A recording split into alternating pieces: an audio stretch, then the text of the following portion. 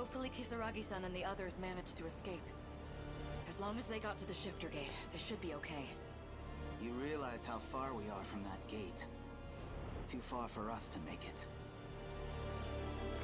Don't give up yet. Oh my god. Can you check that Catwoman radio ass. there?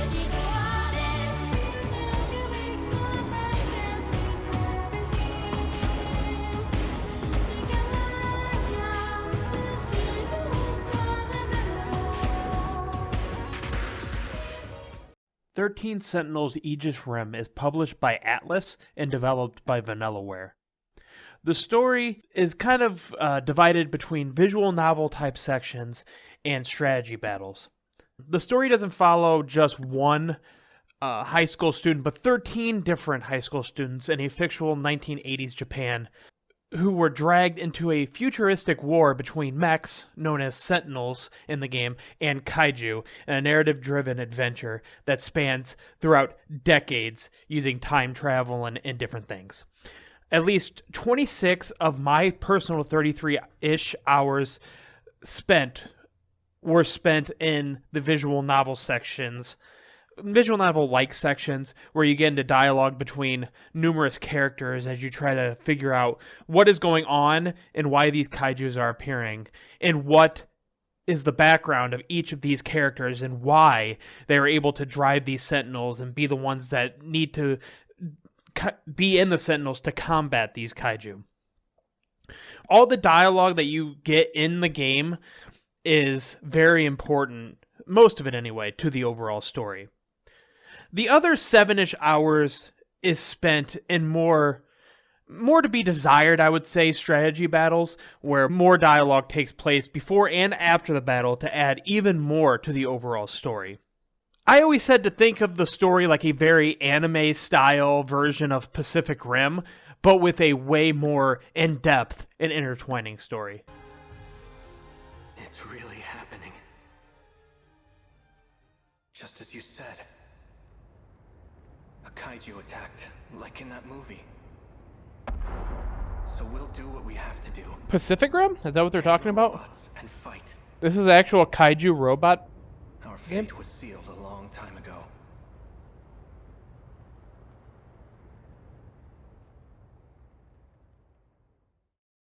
So my thoughts on the story is, at least for some people, the story can be confusing if you're not fully paying attention to all the dialogue taking place.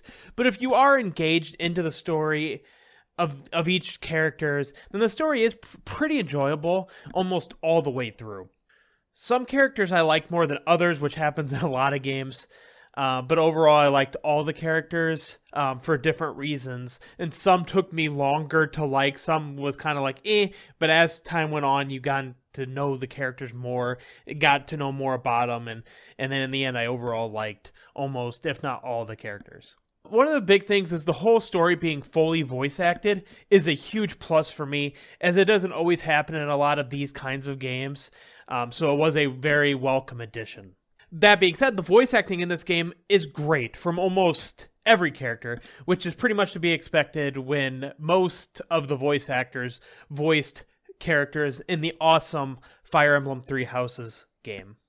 The anime-style graphics also made the game just look great in the visual novel sections of the game, and that is another place I felt the combat was lacking, because it lacked these amazing graphics. Some of the things I didn't like, and the reason I said the story was enjoyable almost all the way through and not entirely through, is I felt it started to drag in the latter half, and I feel it may have been driven by the lackluster strategy combat, or maybe the story overall just took way too long to play out. I feel like they could have shaved off like 5 to 10 hours from the story, or the game as a whole even, and would have came out with a way better game overall in the end. Some of the plot points just took forever to get to, and I feel like they could have shaved it down to make it not feel like it was being drug out. Like I said, I don't know if it was because of the combat feeling, after a while just being samey, that it made the whole game as a whole feel drug out. But yeah, I feel like if they could have shaved off 5 to 10 hours, it would have made a huge difference. That being said, I did really enjoy the story. I thought it was really engaging, really good. And in terms of story alone, if you're in for a game for just story, this is definitely a game for you. Like I talked about before, the combat of 13 Sentinels is like a strategy game where you're taking on waves or hordes of kaiju coming at you in this top-down, like 2D form that I'm not a huge fan of, because I feel like they could have implemented the visual novel graphics and maybe had like an XCOM or Wasteland 3 style turn-based combat, and it would have been amazing, but instead they went for this like bland top-down 2D where your enemies are like pixelated blocks, and you have these cool sentinels, but you can't see them because you're basically just a circle dot moving across the screen. I don't like it. It's not for me. That being said, all of the waves take between 5 to 15 minutes to do. So they don't take a long time to do them, but they're just not interesting. It's not overly that fun either after you do it a few times, because it's a lot of the same thing over and over and over again. You're going to do 30 plus of these same feeling strategy combat waves that is just, again, just not fun. To me, maybe it's fun to you, but to me, I didn't find it overly fun. It was fine. It wasn't the worst thing I've ever done, but it's just, they could have just done so much better than they did here to go along with the story that I thought was really, really good. I feel like they could have done more with the combat to equal that, right? Because to use Three Houses again as an example, they had the really good story, and then the turn-based combat sections of that made it even better because it took the graphics and stuff from the story and it put it into the combat. So you had this anime turn-based game, and I feel like they could have done this here and made for a way better game. I would say easily the best part of the combat sections is the dialogue that takes place before and after the combat even happens. The combat is not even on the radar of things I find fun in this game. It's the dialogue before and after the combat that gives you more story stuff to go along with the rest of the story in the visual novel sections that is already really good. Each wave has a bonus objective, such as certain characters having to be on the strike team or clearing the wave without a sentinel being immobilized. Doing these or receiving an S rank will give you a mystery file as reward, and mystery files we'll talk about here in a bit. It's just, overall, I wish they would have done more with the strategy combat. There was potential here with how the story was to do something great. They decided not to do that. I know Vanillaware is used to doing like the Metrovania style combat, which could have worked here with the mechs and stuff, but they just didn't do it. They went with a combat that I feel is weaker, and I would not have gone with this direction, and it really did overall hurt the game and hurt the experience for me. Before combat even begins, you have the option of upgrading each of the 13 character Sentinels through pilot skills you learn as you level up. Sentinel upgrades such as armor, generator enhancements, and fire control upgrades, and arms customization, which either upgrades already equipped abilities such as multi-lock missiles or unlock new abilities as meta systems of the Sentinels are upgraded in the terminal enhancement section. One of the things used in combat is meta skill, which at first can be used only once per wave, such as Team Heal or Team Barrier, but can be upgraded to be used multiple times per wave, also in the terminal enhancement section of the upgrades.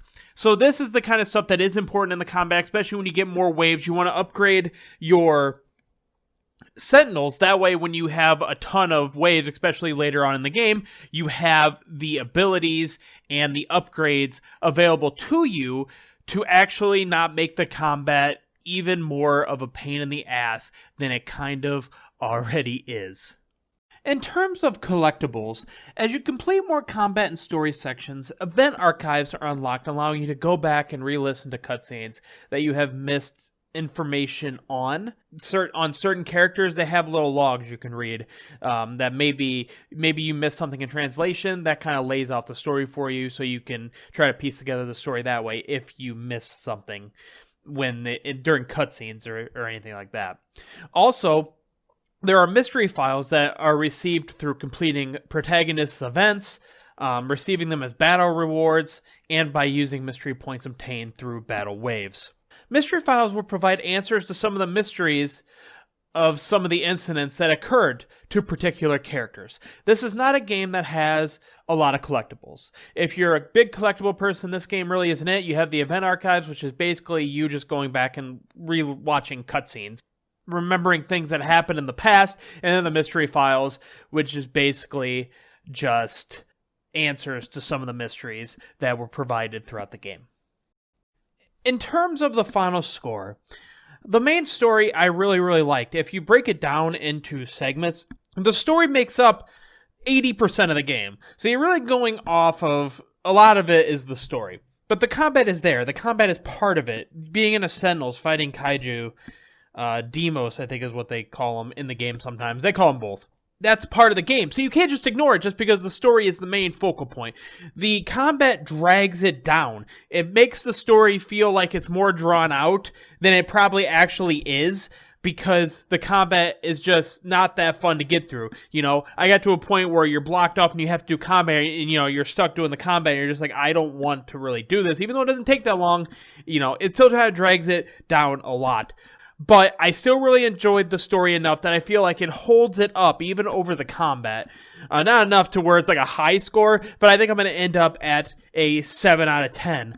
I think if they did something, if they do a future game and they do something with the combat to make it better, to make it, you know, maybe the normal turn-based or just anything better than this, I think this game has potential. This series or whatever Vanillaware does in the future has potential to be next level stuff.